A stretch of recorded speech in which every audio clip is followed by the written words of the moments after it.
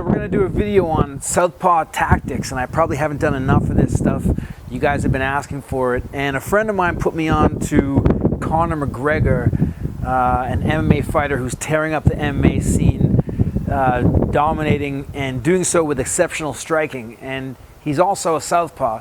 Now, you'd think, okay, for boxing we would look at some boxers, and I'm going to compare him and a few boxers, but some tactics that he's doing I found interesting and effective, and in just a few short fights of watching his stuff, I can see some very clear things that he's doing as a Southpaw to give him an edge and an advantage, and there are about 4 of them, and I'm going to go over them right now. So let me break them down for you Southpaws and for you Orthodox.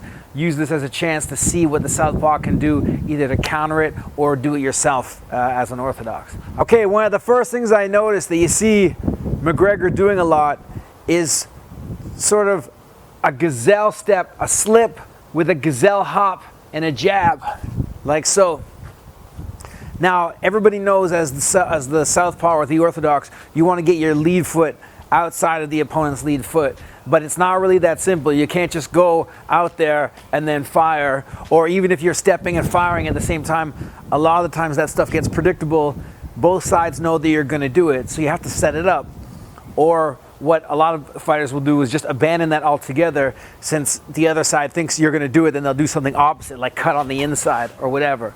But anyways, with this slip and gazelle hop, it allows you to kind of get to the outside quick and throw your shot.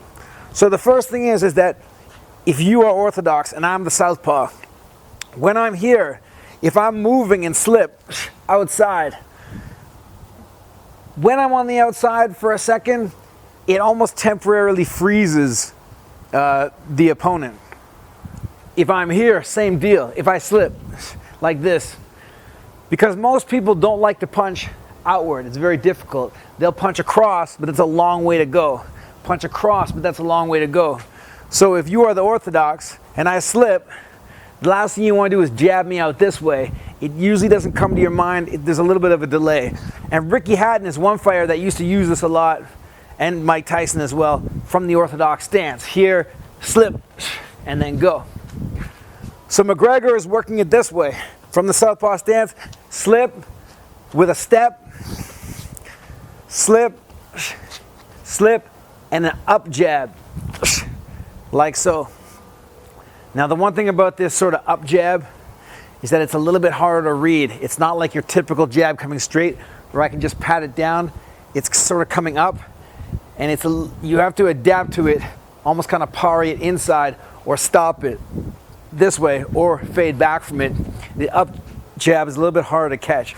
So altogether, a lot of the times McGregor is doing this, slipping with a step or just slipping, executing the gazelle hop with an up jab. Now here's the thing. If I slip and step, I'm already on the outside. All I have to do is throw and then fire from there. If I slip and I don't step, or I step forward, I can always hop my way out and get outside quickly. Here. Okay? Now one thing, if I'm here in front of you and I do this slip and up jab, my left hand, my power shot, is now lined up nicely, and I'm already kind of on the outside safe. So this is the first technique. Look for it. Southpaws.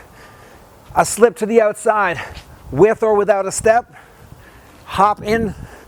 Let the jab come up, sort of almost underneath the lead hand of the Orthodox, and then finish the rest of your combo. Second McGregor tactic that I see him doing a lot. If you have the range and the speed, you work a non-committed rear hand, almost like a jab, just to touch the guy and tag the guy and frustrate him and set up other shots. So a lot of the times, of course, if you're going to throw a power shot, you'll be here. You'll let your whole body get into it, which is textbook. But if you don't let the hip come fully through and you just kind of quickly reach, you can almost get a jab going off that rear hand. And McGregor is doing this a lot. And one fighter who used to do this a lot, who was famous, Can you guess? Not a southpaw, an orthodox fighter who could throw a right hand almost like a jab. It's Muhammad Ali. If you watch Ali in a lot of his fights, he's there almost throwing a rear hand like it's a jab. He basically almost embarrassed George Foreman with it. So this is another tactic as well. If you have the speed moving around, don't commit on the rear hand. Just reach and tag the guy. Okay, to get that reach, just touch the guy and set up further shots. All right, next McGregor tactic. A lot of the times you see the orthodox is gonna throw the power right hand, okay, and there are different ways to deal with it. One way that I see McGregor dealing with it a lot, and you gotta be quick, is dropping that shoulder to slip. Drop the shoulder to slip down to the outside and come across. Boom, right here. It's really just a simple slip and counter, but it's like anything with your style. If you practice a certain style, practice certain techniques, you'll be good, proficient with those techniques. McGregor is one of these guys that when it comes to the outside slip and counter left, he's really good with it. So he'll be there, draw you into a committed shot, and then drop and counter. One fighter that was really, really good at this was Marvin Hagler. Hagler used to slip and duck a little different from a lot of fighters because he used a lot of upper body and head. You almost see Hagler fighting like this. It wasn't so Tyson-esque with all the knee bends. So Hagler a lot of the times would be dropping and firing that long-range power left hand that he had. Sometimes it would just be a cover and a counter. But being able to just drop quickly, just letting that body drop, tucking the chin, dropping the head to let that shot come over. Boom. Now, when an orthodox fighter throws that right hand and really commits to it, a lot of the times they come right through. And why that can be a problem is that their head is over there. If they throw fully committed, you often miss because their head is over here, they've come right through. So one thing you can do to get an angle is take this rear foot, step it out if you're quick enough, let yourself drop right here.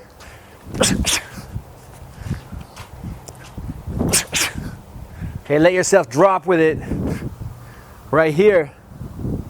And now you've got a nice angle if the guy comes in too close and closes the gap on you. So here, or without the step.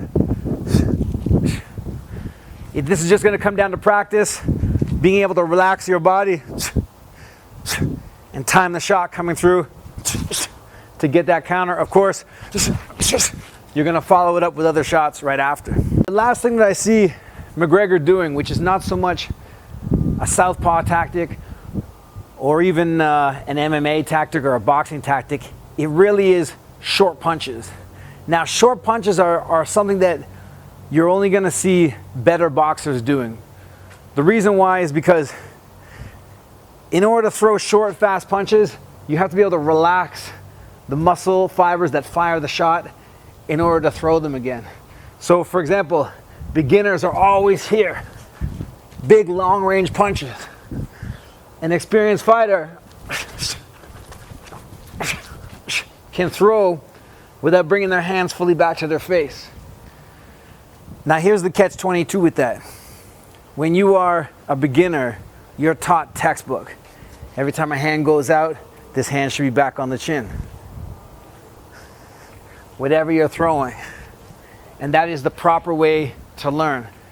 However, everybody knows that in any kind of sport or in any kind of knowledge, once you get to the advanced level, you can break a little bit from the fundamentals to get an edge, provided that you know what you're doing and why you're doing it.